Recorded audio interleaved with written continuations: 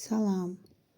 Üzvi kimyaya keçirik. Üzvi kimyada giriş və üzvi maddələrin təsnifatı haqqında danışacağıq. Gəlin başlayaq. Üzvi kimya, üzvi maddələrin, yəni karbon birləşmələrinin tərkibini, quruluşunu, xassələrini və alınma üsullarını öyrənir. Bitki və heyvan orqanizmlərinin əsas hissəsi, əksər qida məhsulları, ət, süd məhsulları, un məmulatları, yağlar və s. Oduncaq, rezin, neft və s. əsasən üzvi maddələrdən ibarətdir. Tərkibində karbon olan, məsələn, CO, CO2, H2SO3, XN, CO3M, XN, HCO3M, XN, CM tipli maddələr də var. Burada X metal atomudur, N metal atomunun, M isə turşu qağının valentliyini göstərir. Yəni bunlar qeyri-üzvi maddələrdir. Üzvi maddələrin tərkibində mütləq karbon atomları, əksəriyyət halda isə hidrogen və oksigen atomları olur.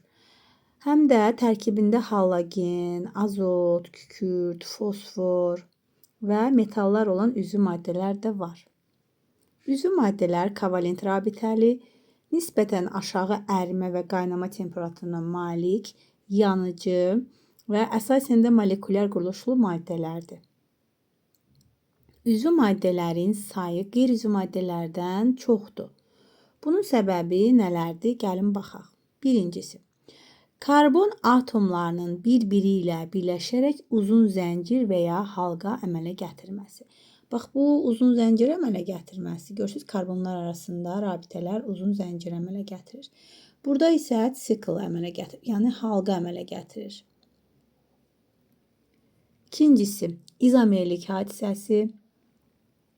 Tərkibi və nisbi molekul kütləsi eyni olan, xassələri, quruluşu fərqli olan maddələr izomer maddələr adlanır. Bu hadisəyə isə izomerlik deyirik.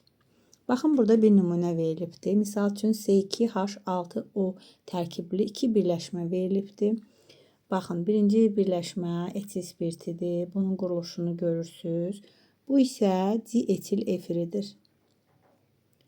Baxanda görürsünüz ki, hər ikisinin tərkibində 2 karbon, 6 hidrogen və 1 oksigen var. Amma bu birləşmələr bir-birindən quruluşuna görə fərqlənir. Demək ki, etil spirti və dietil efiri bir-birinin izomeridir.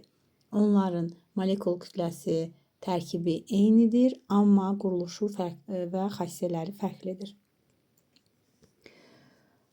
Burada da yazılıb. Yəni, atomlar fərqli ardıcıllıqla birləşir, valentliklərinə uyğun rabitələr əmələ gətirir və karbon da həmişə 4 valentlik göstərir. Burada baxsaz görərsiniz, quruluş fərqlidir, amma ümumi qanuna uyğunluğa tabe olur. Biz izomerlik haqqında üzvi kimyada birləşmələr keçdikcə yenə də öyrənəcəyik. Üçüncüsü, homoloji sıranın olması. Eyni sinfə daxil olan bir-birindən bir və ya bir neçə metilen, yəni CH2 qrupu, buna homoloji fərq deyilir. Yəni metilen qrupu qədər, CH2 qrupu qədər fərqi olan, fərqlənən maddələr sırası homoloji sıra adlanır. Bu maddələr isə homoloqlar adlanır. Gəlin bu sıraya baxaq. CH4, C2H6, C3H8, C4H10, C5H12. Yəni biz burada baxanda görürük ki, hər bir birləşmə özündən sonrakından CH2 qədər fərqlənir.